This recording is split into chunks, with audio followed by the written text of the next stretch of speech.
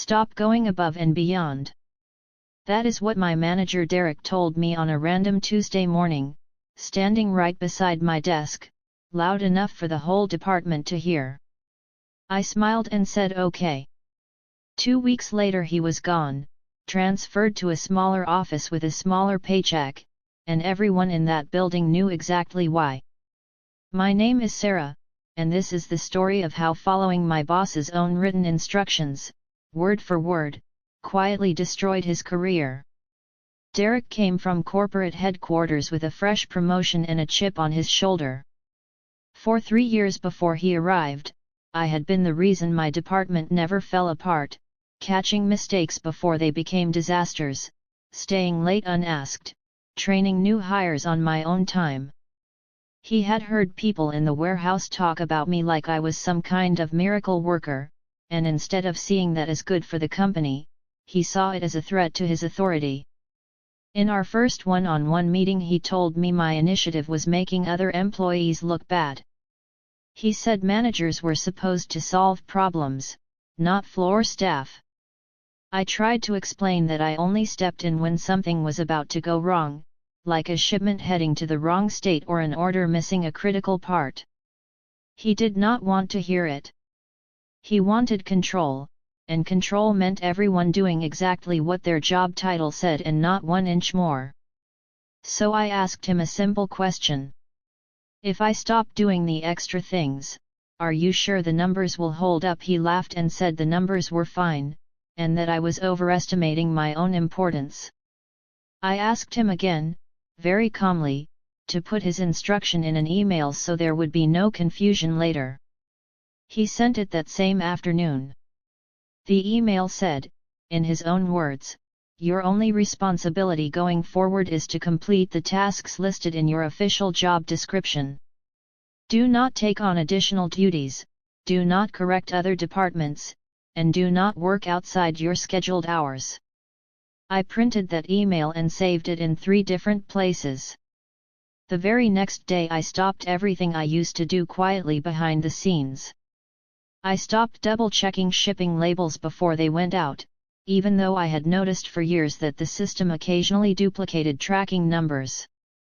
I stopped calling vendors when their invoices did not match our purchase orders. I stopped covering the front desk during lunch when the receptionist was out. I stopped answering emails after 5 o'clock, because my contract said my hours ended at 5.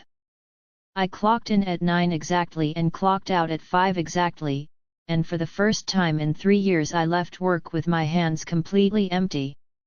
Within a week the cracks started to show. A shipment worth almost $40,000 went out with the wrong tracking number attached, because nobody caught the duplicate before it left the building. The client called furious, saying their product never arrived, when it was actually sitting in a warehouse 3 states away under someone else's tracking code. Normally I would have caught that error in 5 minutes. Nobody else even knew to look for it, because I had never trained anyone else on that quirk in the system. Derek had told me not to train people outside my department, so I had not. Then the vendor invoices started piling up unpaid, because nobody was flagging the mismatches anymore. Accounting assumed everything was fine since no one from my team was raising red flags like I always used to. 3 vendors threatened to cut off supply because payments were late by weeks instead of days. Derek held an emergency meeting and asked why nobody had caught these issues earlier.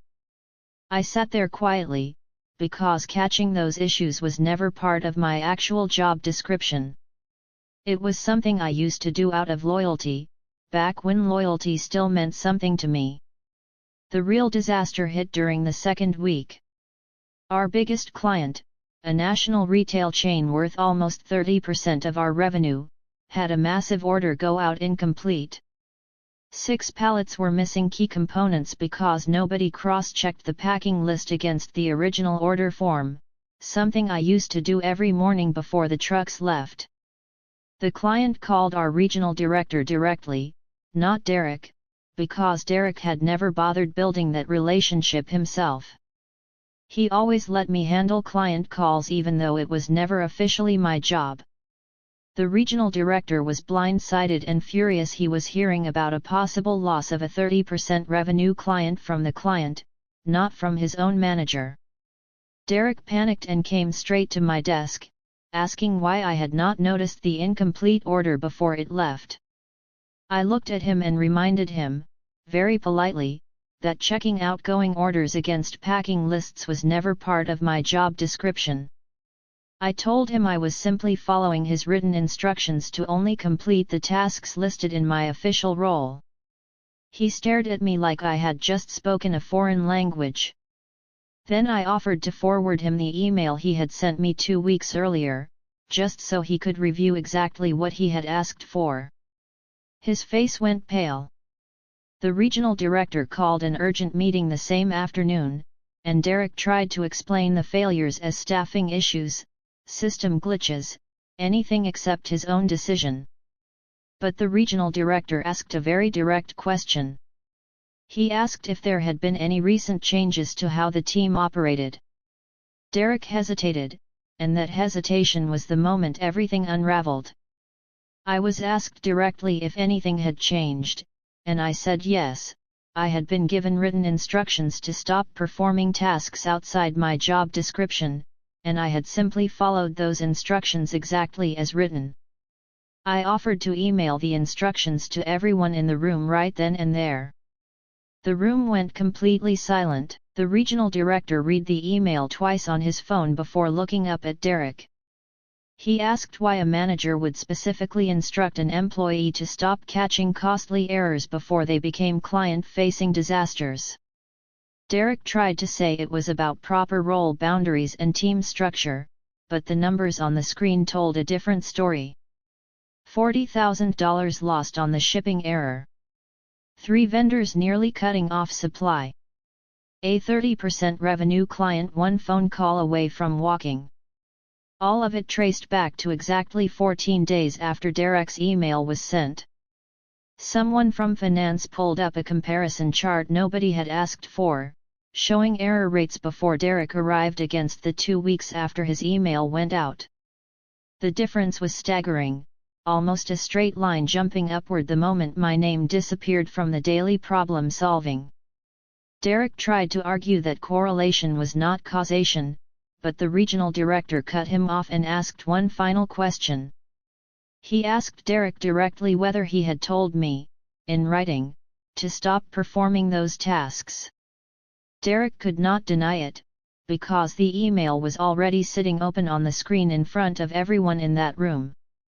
Derek was placed on a performance review within the week, and 2 weeks after that he was quietly moved out of the department, transferred to a smaller regional office with a reduced team and, from what I heard later, a reduced salary to match. Nobody made an announcement. There was no dramatic firing. Just an empty office one Monday morning and a new interim manager introducing herself at the next team meeting. That new manager, a woman named Patricia, called me into her office during her very first week. She had read through the incident reports from the previous month and noticed my name attached to almost every solved problem before Derek's arrival, and attached to nothing after his email. She asked me directly what had happened. I told her the truth, calmly and without any exaggeration.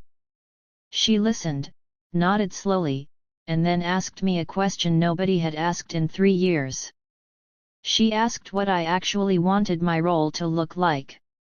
I told her I was happy to go above and beyond again, but only if it came with the recognition and compensation that matched the value I brought to the team. Patricia did not hesitate.